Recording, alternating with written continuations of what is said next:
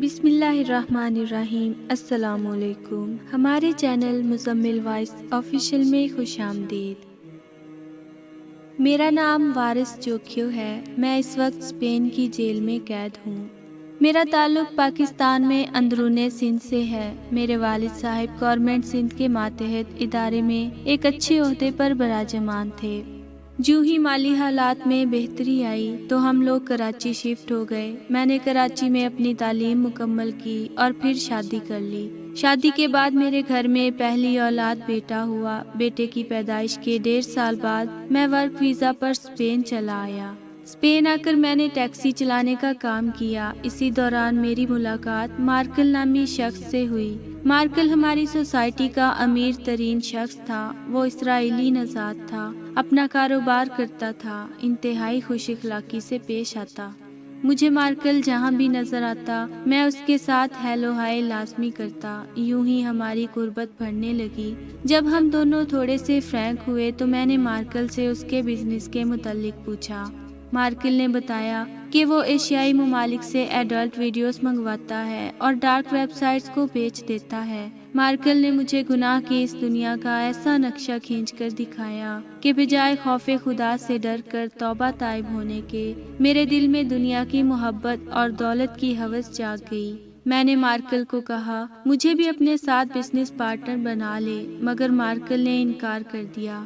البتہ مجھے یہ آفر دی کہ اگر میں ویڈیوز بنا لوں تو مارکل مجھ سے خرید لے گا۔ میں نے مارکل کی آفر مان لی اور پاکستان میں ایسی لڑکیوں کو ڈھونڈنا شروع کر دیا، مگر اسپین میں بیٹھ کر پاکستان میں ایسی لڑکی ڈھونڈنا میرے لیے ناممکن تھا۔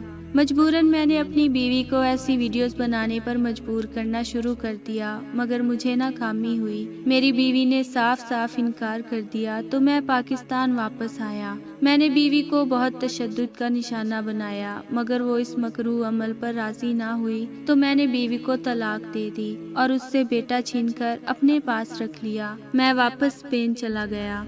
میں مسلسل 7 سال اسی کوشش میں لگا رہا، مگر میں گناہ کی اس دلدل میں پھینکنے کے لیے کسی لڑکی کو تیار نہ کر سکا۔ آخرکار مجھے گھر والوں نے نادیہ نامی ایک ایسی لڑکی کے متعلق بتایا جس کو 2 بار طلاق ہو چکی تھی اور اب اس کے بھائی بھی اسے رکھنے پر تیار نہ تھے۔ وہ انتہائی مجبور تھی اور چھت و روٹی کپڑے کے عوض کسی اپاہج لڑکے سے بھی شادی کرنے کو راضی تھی۔ مجھے نادیہ کی صورت میں اپنا دولت کمانے کا خواب پورا ہوتا نظر آیا۔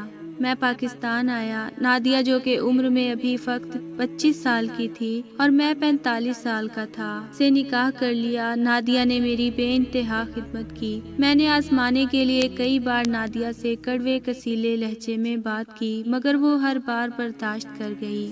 میں تقریباً 7 ماہ پاکستان میں رہا۔ تب نادیہ امید سے ہو گئی تو میں واپس اسپین آ گیا۔ اسپین آ کر میں نے پہل نادیہ سے نارمل ویڈیوز منگوانا شروع کی، پھر نیم برہنہ ویڈیوز منگوائیں اور مارکل کو بیچ دی، یہاں تک کہ آخرکار میں نے نادیہ کو برہنہ ویڈیوز دینے پر مجبور کرنا شروع کر دیا، مگر نادیہ نے انکار کر دیا۔ میں نے نادیہ کے انکار پر اسے طلاق دینے کی دھمکی دی، مگر نادیہ نہ مانی۔ میں نے نادیہ کے پیٹ میں موجود بچے کو اپنا بچہ ماننے سے انکار کر دیا۔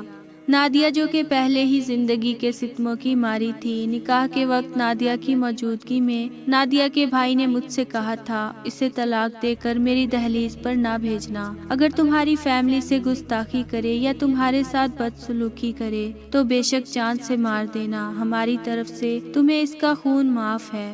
مجھے یقین تھا نادیہ کبھی بھی واپس بھائیوں کی دہلیز پر نہیں جائے گی اور تھوڑا پریشر دینے پر میری بات مان لے گی، مگر نادیہ ضد پر اڑ گئی۔ میں نے نادیہ کو طلاق دینے کی دھمکی بھی دے دی، مگر نادیہ نے اس سے پہلے ہی خود پر تیل چھڑک کر آگ لگا لی، یوں اپنے ساتھ ساتھ اپنی کوکھ میں موجود بچے کو بھی ختم کر دیا تاکہ کل آنے والا وقت بچے کے لیے گالی نہ بن جائے۔ گھر والے اور سارا محلہ نادیہ کی خودکشی کرنے والے عمل پر حیران تھا، مگر میں حقیقت سے واقف تھا۔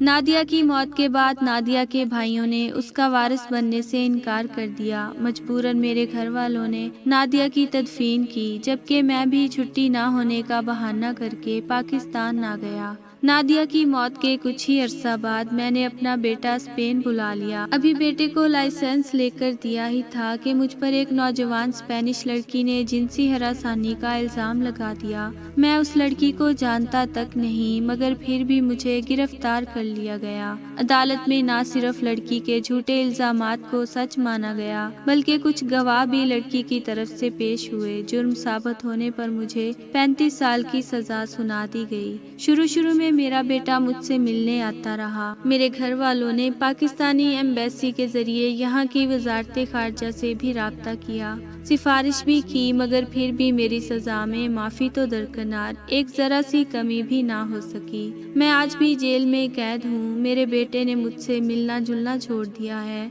यहाँ तक कि गैर मुस्लिमों के साथ ही मैं त्यौहार मनाता हूँ, उन जैसा ही खाना खाता हूँ।